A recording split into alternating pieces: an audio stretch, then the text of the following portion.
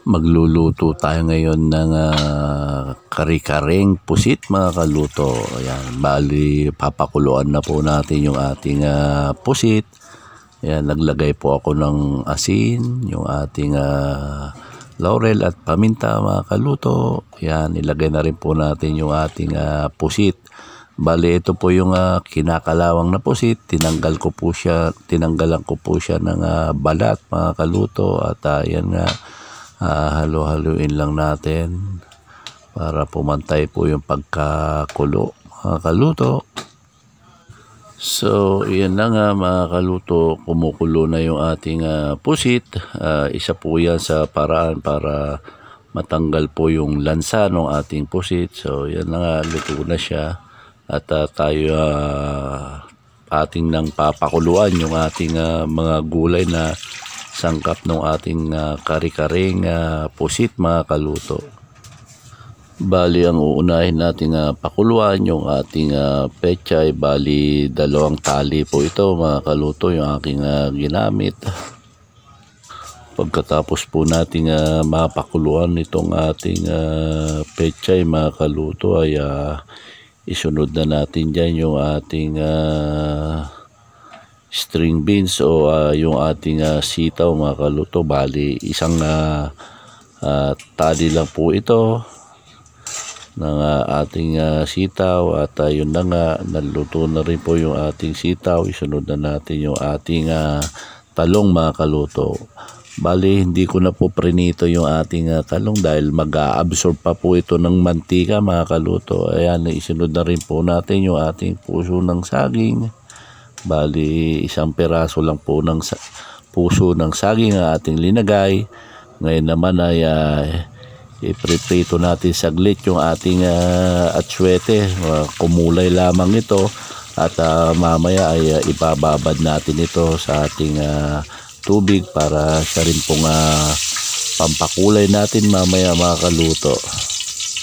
Hanguin na po natin yung ating atsuete at ilagay na po natin yung ating aromatics. Igisa lang natin at maya-maya ay ilagay na po natin yung ating pusit mga kaluto at paminta. Bali pinagsabay-sabay ko na po sila at ayan, halo-haluin nga natin hanggang sa kumulay yung ating pusit. Bali yung pusit ay in-slice ko po sa bite size at yan nga po, linagay ko na po yung cornstarch at isinunod ko po dyan yung ating syempre yung ating peanut butter mga kaluto. Yung ating cornstarch ay 3 kutsara at kinanaw ko po sa tubig at yung ating peanut butter naman ay 3 kutsara din. Yan mga kaluto, nagdagdag po ako ng onting sabaw at yung ating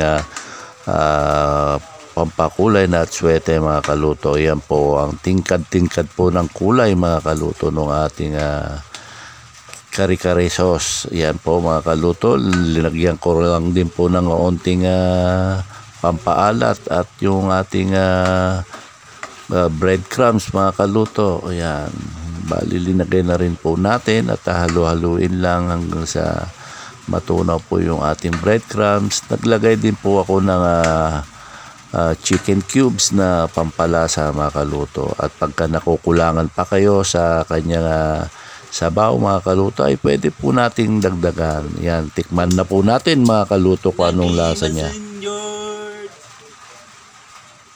So ayun nga, okay na yung lasa. Ilagay na rin po natin yung ating mga gulay at pagkatapos po natin may lagay ay atin nang halu-haluin mga kaluto para kumalat yung ating gulay at humalo doon sa ating kare-kare sauce mga kaluto.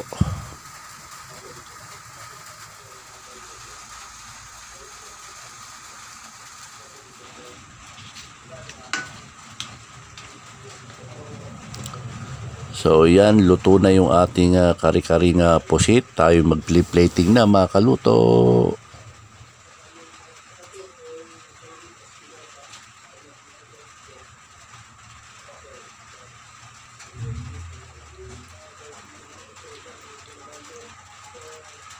Let's pray. Ama, maraming salamat po sa pagkain ito. Linisin mo po siya maging kalakasan ko, Panginoon. And Lord God, I know na yung aking nararamdaman, Panginoon, ay dinudulog ko sa iyo, Panginoon. And Lord, I know, Lord, na ikaw po ang gagawa ng paraan para mawala po ito, Panginoon.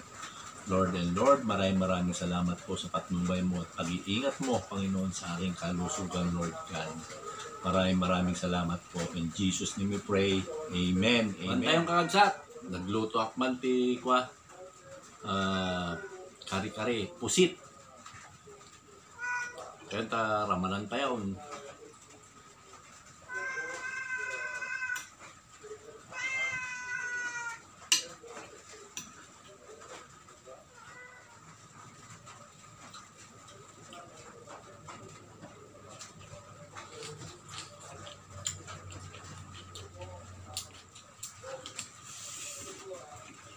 Grabing sarap.